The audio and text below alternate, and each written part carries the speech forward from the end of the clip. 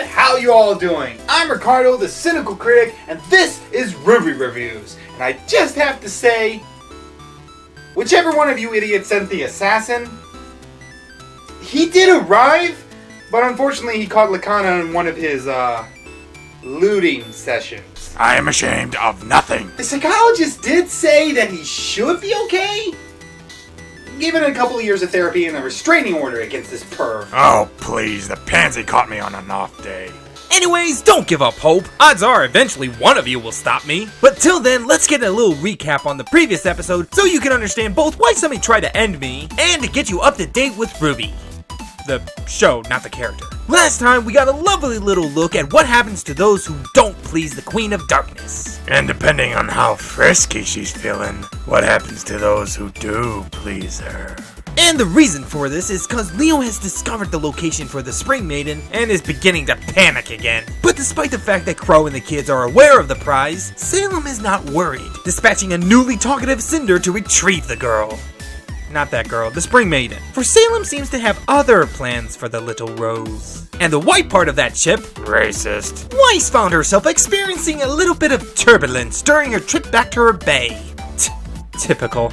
And they didn't even hand out the peanuts. But we see how far she's come by not complaining about the terrible service, and instead engaging the Lancers, eventually having to rely on her White Knight, Racist. to bring down the Lancer Queen. However, it looks like she's going down as well, and the welcoming party ain't exactly the friendly type. And speaking about friendly fire, it seems that for some dumb reason, or two, Adam decides to go all megalomaniac and usurp the current leader of the White Fang. Which I think is why Miss Real was so grumpy.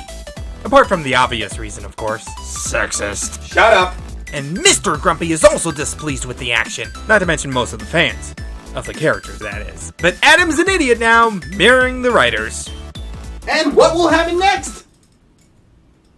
Probably nothing good, because these kind of villains have a tendency to derail the whole story. But maybe the dynamic doofuses will surprise us. Let's find out. Lakana, roll the clip. We get it! You made another cool intro. Skip! Well, we return to the previous leader of furry power, preparing to speak to his people as his little kitties encourage him. You got this. I really don't like you. Bumblebee confirmed. Shut up!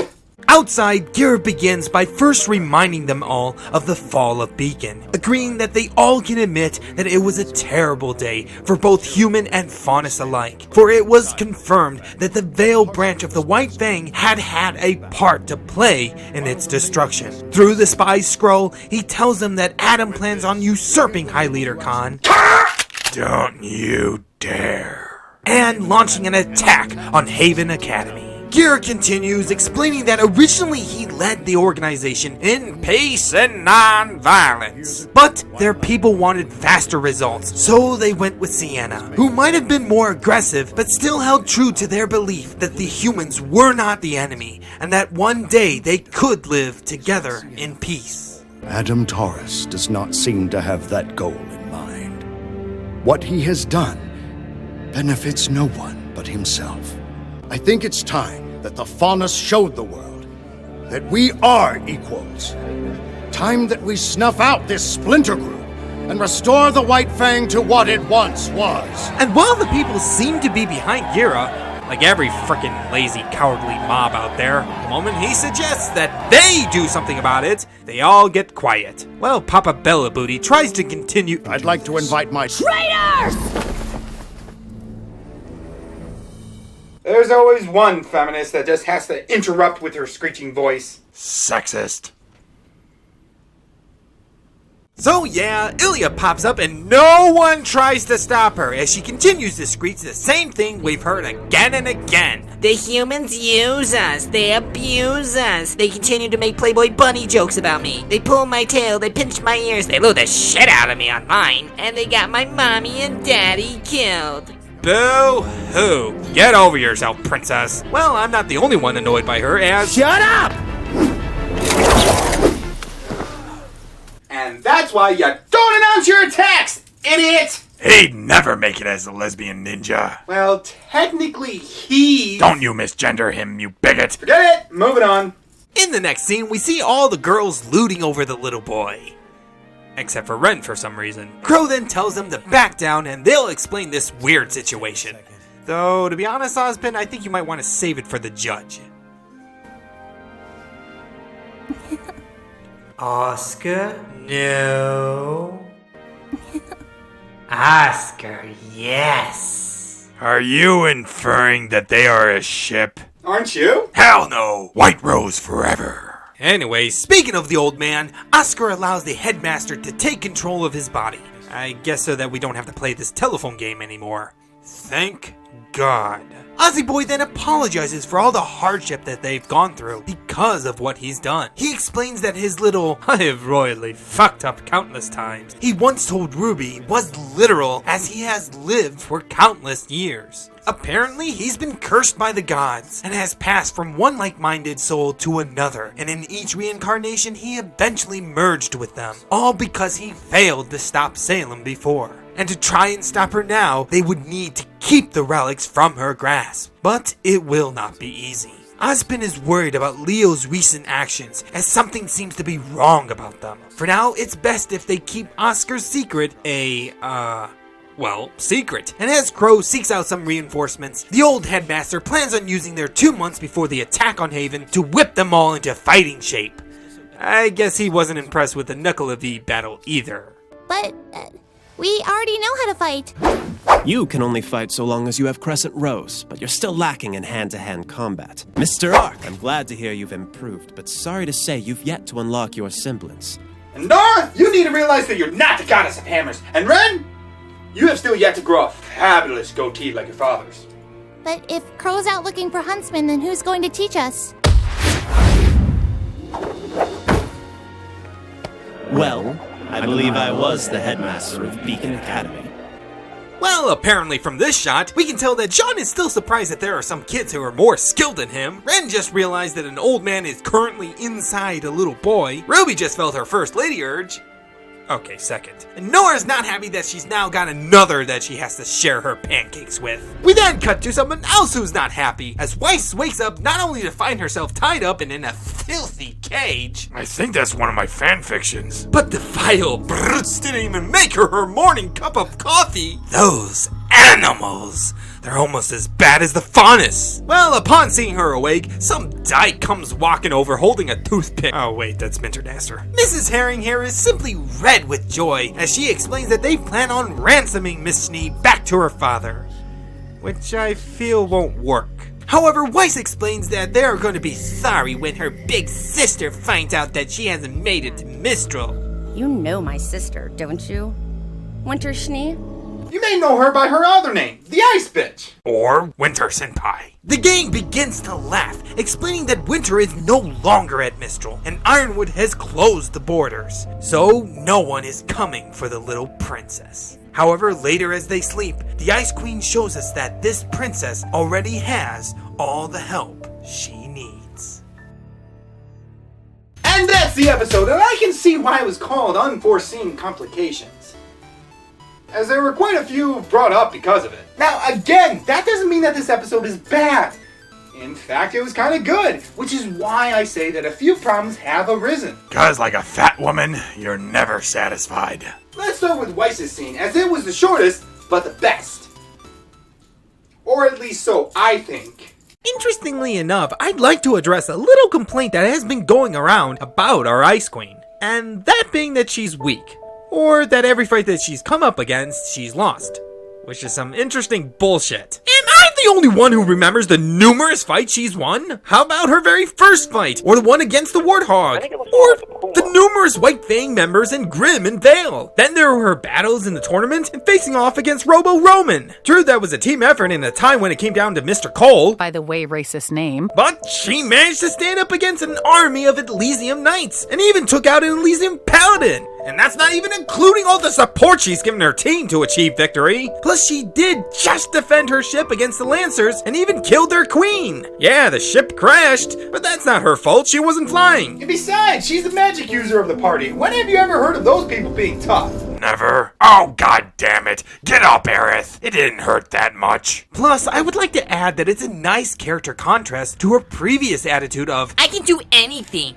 I don't need your help, baka. Weiss has always grown up thinking that she was more than capable of handling any challenge that came her way, only now to realize that she does need help from time to time. It's one of the reasons why she's returning to her team. And it's been through her constantly failing to fully succeed that has driven her to become stronger, to stand on her own 2 feet, and not rely on others like her sister to fight her battles. It is because that Weiss isn't a fully competent fighter that we love her. She struggles despite having everything given to her. She stumbles despite being such an international figure. And she strives to be better despite having a family like this. So yeah, just a quick little defense of my best girl. But now let's touch on an even more interesting aspect of her growth. While she may not be in Mistral, I have a feeling that Winter would be proud of her sister. For unless I'm much mistaken, I don't think we've ever seen her use her semblance without Myrtinaster. True, she shouldn't need it, but again, it shows her growth that she's always had to rely on her sword to fully use her gift. But it finally seems that the princess is truly becoming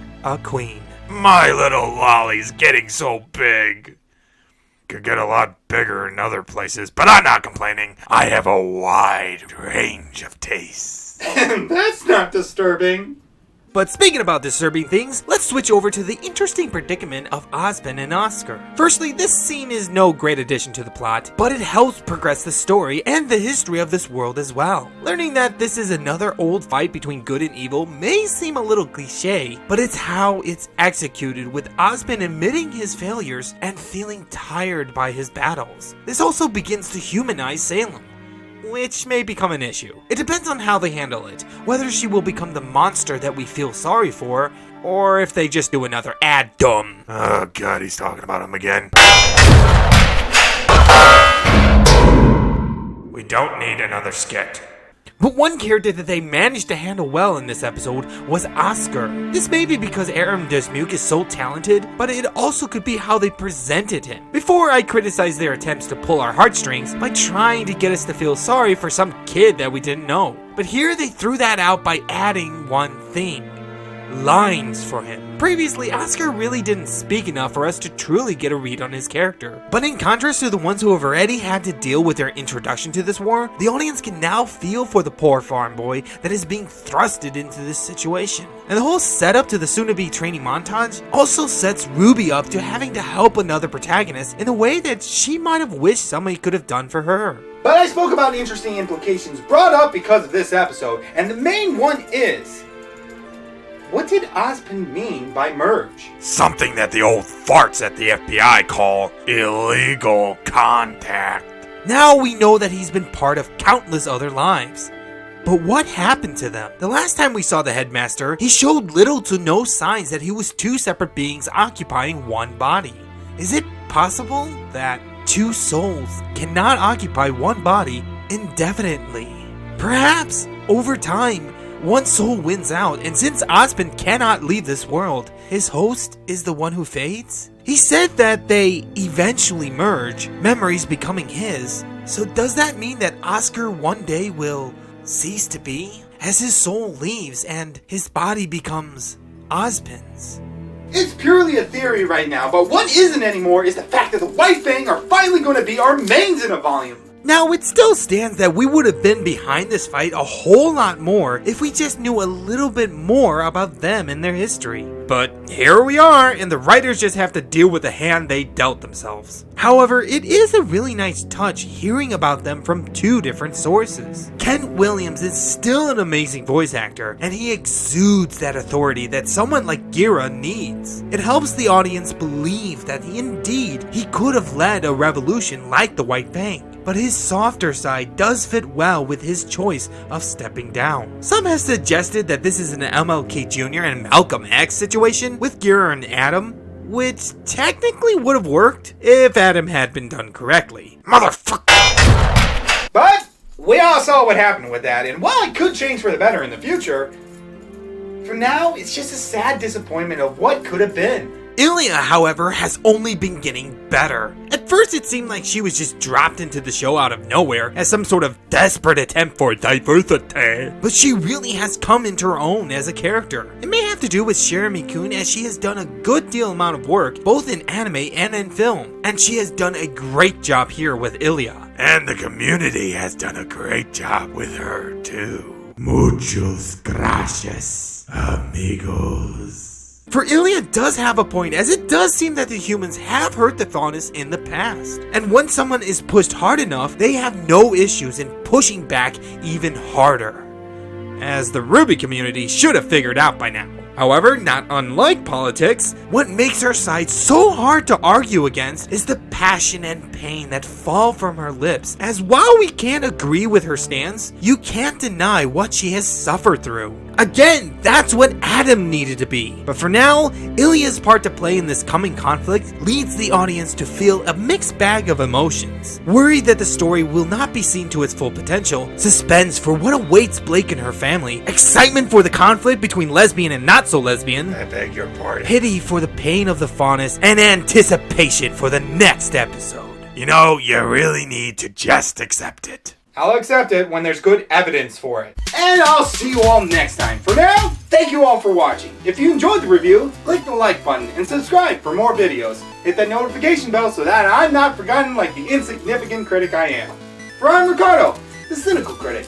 With me, no movie's sacred, no video's safe, but all deserve a chance. I'll catch you guys next time. Toodles!